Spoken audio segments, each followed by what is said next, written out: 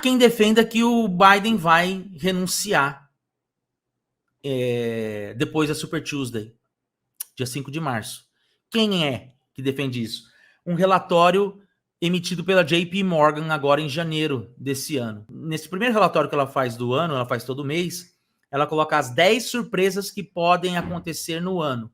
Entre essas 10 surpresas, ela elenca que o Biden poderia desistir da sua campanha semanas após a Super Tuesday, alegando problemas de saúde. Por quê? Porque ele é um dos presidentes que tem um histórico, como eu falei, de 39% de aprovação. Vou até aqui abrir para vocês, deixa eu ver se eu consigo aqui achar para vocês, fazer um comparativo e projetar aqui para vocês. Então aqui é o agregador do 538. Aliás, gente, vocês que estão começando a acompanhar a eleição americana e quiserem, qual uma das suas fontes de informação, uma das minhas fontes de informação preferida é esse site aqui, o 538, que é basicamente dados. O americano é muito tarado em dado, o 538 não foge à regra. Então aqui, eles fazem um agregador de todas as pesquisas, e aí eles linkam quais pesquisas têm mais pontos do que as outras, né? Para ver aprovação e desaprovação. Então, o Biden tem 55,5% de desaprovação e 39,1% de desaprovação. E aqui, a gente pode fazer a comparação com outros presidentes. Por exemplo, no mesmo período que ele, o Donald Trump tinha 42,5% de aprovação. É mais do que ele, né? O Obama tinha 45,6%. O George Bush, filho, né, tinha 54,8%. Bill Clinton tinha 48,5%. O George Bush pai estava em franca decadência, né? Mas tinha ali mais do que ele. O Ronald Reagan, que teve aqui a pior baixa, 36%, né? Cresceu depois, né? E depois se tornou bizarro, assim, um dos presidentes mais queridos da história dos Estados Unidos. Então, também estava na frente dele. Não tem nenhum caso de nenhum presidente, o próprio Jimmy Carter, que perdeu para o Ronald Reagan por lavada, não estava na frente dele. Não tem um candidato que estivesse abaixo dele, em nenhum caso. O Harry Truman talvez seja um caso aqui, que muito perto, né? Ficou com 36,1%, que é o menor número que um presidente já teve, né? O Harry Truman. E o Truman se elegeu na Bacia das Almas. Teve jornal falando, Dewey, tem uma foto histórica, o jornal já tinha impresso, Dewey ganha as eleições. Aí tem uma foto histórica que é o Truman com o jornal, Dewey ganhou as eleições, só que ele é eleito, né? Então, assim, ele chega aqui, com o mesmo de aprovação do Truman. E é o único que tem aqui. E o Truman nem tá na época das eleições modernas. As eleições modernas a gente começa a contar a partir de 72, né? Que é quando o sistema eleitoral americano ele é reorganizado, as primárias e tal.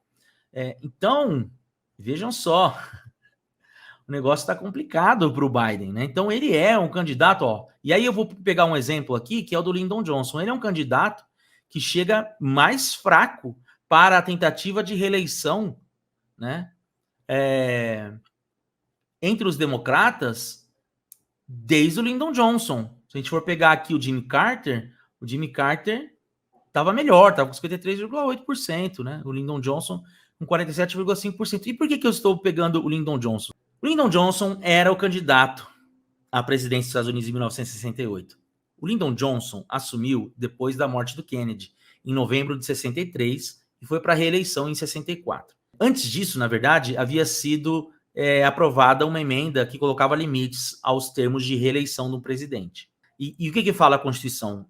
Quem tiver pelo menos 1 ano e 11 meses no cargo, quando assume o cargo, pode concorrer a 2 reeleições. A primeira reeleição dele contaria como a primeira eleição. Então, o Lyndon Johnson podia se candidatar em 68, como de fato ele fez para concorrer às primárias. Quando chega a New Hampshire, ele é desafiado por um senador de Minnesota. Agora ele está sendo desafiado por um congressista, né, por um representante de Minnesota, e ele ganha New Hampshire por 48-42. Todo mundo esperava que fosse uma vitória retumbante do então presidente, do incumbente.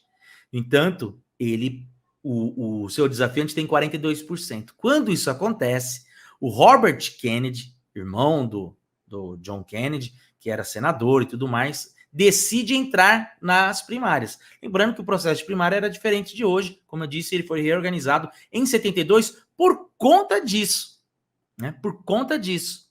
Por quê? Quando o Robert Kennedy entra, o Lyndon Johnson resolve sair da campanha.